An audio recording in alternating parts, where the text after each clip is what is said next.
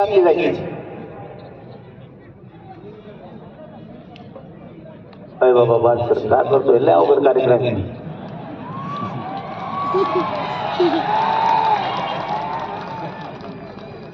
ते सगळं खरंय तुमचं. माझं दिसणार नाही पुढे त्यांना माझं दिसायची गरजच नाही त्यांना मी दिसलो पाहिजे.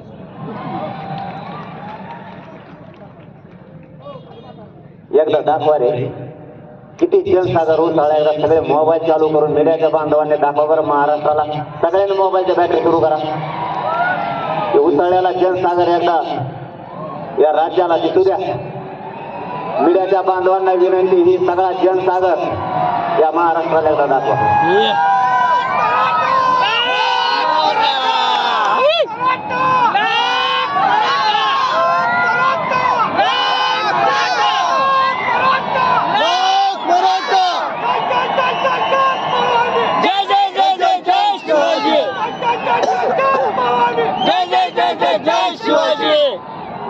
डेंजर आगे मोबाईल बसा का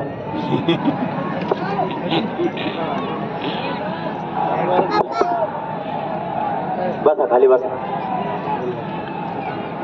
आपला विषय चालला होता की सगळ्यांचं स्वप्न होतं मराठ्यांना ओबीसीत आरक्षण मिळू द्यायचं नाही आणि नेमका मराठ्यांनी तिथंच हात घातला. काय होत होतं हे तुम्हाला एका 10 मिनिटाच्या आत मी सांगतो. मराठा आता एक झालाय तर मराठ्यांनी आरक्षण आणि एक इथं आरक्षणासाठी आमचा जीव चालला आणि तुमचं काय धिंगाण घालायला लागेल काही. सगळ्यांचं म्हणणं होतं मराठा आणि ओबीसी वाद होतोय. वाद केला कोणी? माझा एक तरी स्टेटमेंट दाखवा की मी अगोदर ओबीसी बांधवांना दुखवलंय म्हणून. विरोध करणार तुम्ही, परत तुम्हीच म्हणणार की मराठा आणि ओबीसी वाद होतोय. गावखेड्यातल्या एकाही ओबीसी बांधवाला आतापर्यंत मी किंवा माझ्या मराठा समाजानं दुखवलेलं नाही आणि कधी दुखवणार पण नाही. कारण गावखेड्यात आम्हाला एकत्र राहायचंय, एकमेकाच्या मदतीला यायचंय, एकमेकाच्या सुखादुःखात आम्ही जातोय. ओबीसीचं दुःख हे मराठ्यांचं आहे, मराठ्यांचं ओबीसी दुःख हे ओबीसीचं आहे. ही आजही गावखेड्यात परिस्थिती आहे. जातीवाद केला कोणी? तुम्ही आम्हाला जातीवादी म्हणता कसे? तुम्ही अगोदर बोलल्याशिवाय मी किंवा माझा मराठा समाज कधी बोललेला नाही. 13 तारखेपर्यंत मतदानापर्यंत मी चांगला होतो किंवा माझा मराठा समाज चांगला होता. एकदा 13 तारीख झाली, मतदान संपलं, गुरगुर करायला पुन्हा सुरुवात केली. ही तुमची नियत. आम्ही तुम्हाला कधी जातीत तोडलं नाही आणि जातीत तोडायचा प्रश्नच येत नाही. कारण हा महाराष्ट्र पुरोगामी विचाराचा आहे. जसा असतो पुरोगामी विचार मराठ्यांसाठी तसाच बाकीच्यांसाठी सुद्धा असला पाहिजे.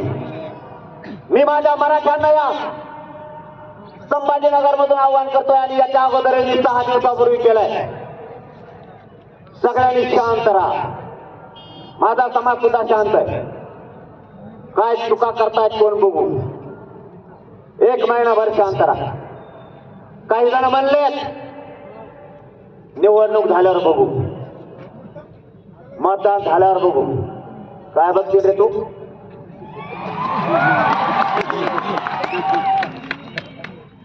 तरी पण मराठ्यांनी शांत राहा. कोण काय चुका करताय आपल्याला काही शहाण्या माणसांनी सांगितलंय. आपण शांत राहा. त्यांचेच लोक त्यांना पाडणारे, नाव मराठ्यांचं घेणारे. आपण शांत राहा. कोण काय करतंय तुम्ही बघा म्हणून त्या शहाण्या माणसाच्या शब्दावरती मी मराठ्यांना आव्हान केलंय. आणि आजही महाराष्ट्रातल्या मराठ्यांना या संभाजीनगरच्या नगरीतून आव्हान करतो, सगळ्यांनी शांत राहा. कोणी काय पोस्ट टाकल्या त्याचं नाव लिहून ठेवा.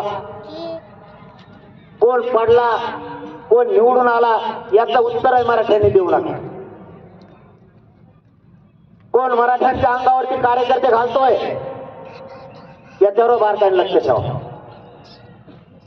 होऊ द्या चूक एखादी,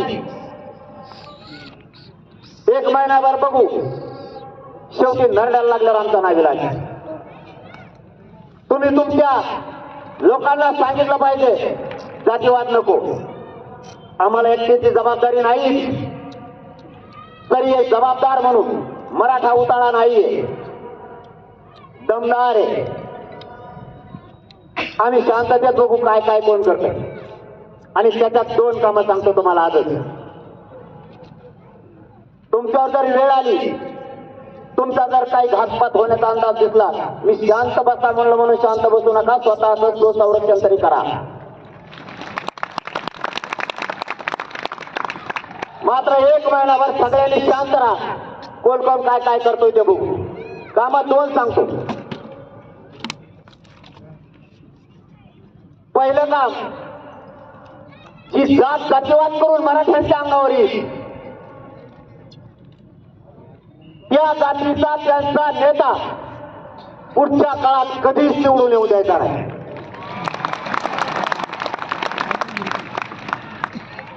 जाहीर त्याचं नाव घेऊन त्याला विरोध करायचा.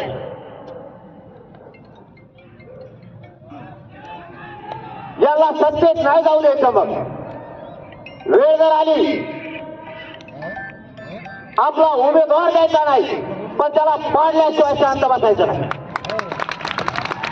नसता त्यानं त्याच्या जातीला समजून सांगायचं जातीवाद होऊ देऊ नको म्हणून. दुसरं काम,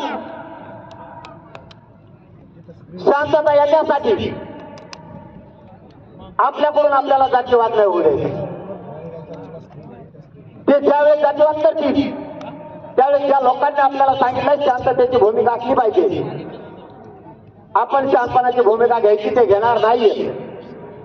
त्यावेळेस आपल्याबद्दल कोणी कोणी चुका केल्या त्या माणसाला दाखवू आणि 1 महिन्याच्या नंतर ठरवू काय करायचं. कारण सहनशीलता सहन करण्याच्या आम्हाला सुद्धा मर्यादा आहे. त्यांनी आव्हान केलं पाहिजे, झालं गेलं विसरून जा, निवडणुका झाल्यात, परंतु ते तसं करत नाहीये. बीड जिल्हा असो किंवा महाराष्ट्र असो, या संभाजीनगरातल्या नगरीतून सांगतो, माझ्या मराठ्यांच्या माणसाला कोणाकडून धक्का लागता कामा नये. जबाबदारी तुमची आहे. पुन्हा आम्हाला म्हणू नका तुम्ही तिकडे का निघाला. मी 1 महिना शांत बसणार, माझा मराठा समाजही शांत बसणार. पण जर या महिन्यात आमच्या मराठ्यावर अन्याय झाला तर माझ्या मराठा समाजाला चांगला माहिती आहे गुंडगिरीचे आठे उद्ध्वस्त करायचे कसे. तुम्ही आम्हाला जातीवादी ठरवता कसे. उपोषण शांततेत तुम्हीच आमच्यावर हल्ले करणार, तुम्ही आमच्या विरोधात मोर्चे काढणार. क्रांती मोर्चे निघाले, मुख मोर्चे शांततेत होते. आम्हाला जातीवादी म्हणताय, प्रतिमोर्चे काढले कोणी. कोण जातीवादी. माझा मराठ्यांचा हक्काचा असणारा आरक्षण मी मागतोय, त्याला विरोध केला कोणी. तुम्ही आम्हाला जातीवादी म्हणता कसे. त्याचं सोडून द्या.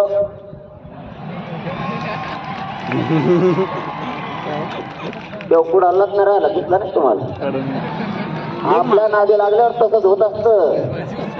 कारण मी एकदा मागा लागलो ना, तुमचा चिमटा करूस तर खाली टेकूस तर ना घाटत नाही. म्हणूनच बाकीच्याला सांगतो, जातीच्या जीवावरती माझ्या मराठ्यावर अन्याय करू नका. तुम्हाला राजकारणातून कायम संपली आणि माझा मराठा समाज होता. तुम्ही आज निवडून येताल, पडताल, तुम्हाला वाटलं तर होऊन गेलं, पुढं लगेच विधानसभा आहे. या जातीच्या लोकांनी मराठ्यांना त्रास दिला, तिथं वेळे प्रसंगी उमेदवार देणार नाही, पण तुला पाडल्याशिवाय मराठी माग हटणार नाही. त्यामुळे आतापासूनच सावध राहा आणि होणारा जातीवाद बंद करायच्या कामाला लागा. नसता तुमची दशा त्याच्यासारखीच होईल. तुम्ही किती कांदे सध्या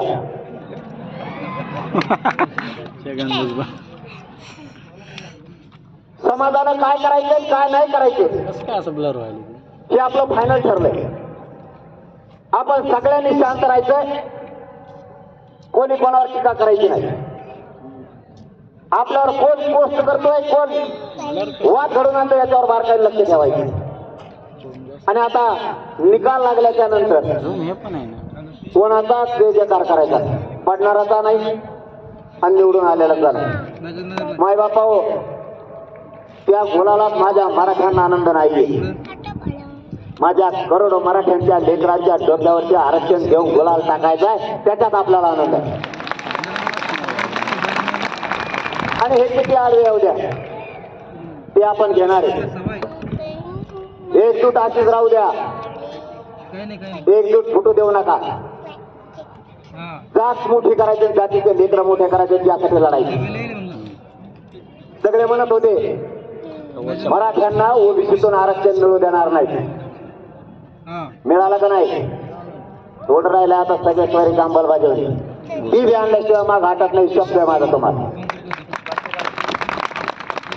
फक्त तुम्ही एकजूट फुटू देऊ नका. मला तर लय घाबरीत होते तुम्हाला माहित आहे का नाही. मला म्हणायचे ओबीसीतून जर आरक्षण मागितलं तर दंगली वाटत. म्हणलं कशामुळं? ते म्हणजे ओबीसीतून तुम्ही आरक्षण मागू नका वेगळं मागा. म्हणलं पण दंगली कशामुळे होत्या ते तर सांग. गोडी देऊन म्हणायची बरं का तसे टप्पर नाही आपल्याकडे यायची कोणाची.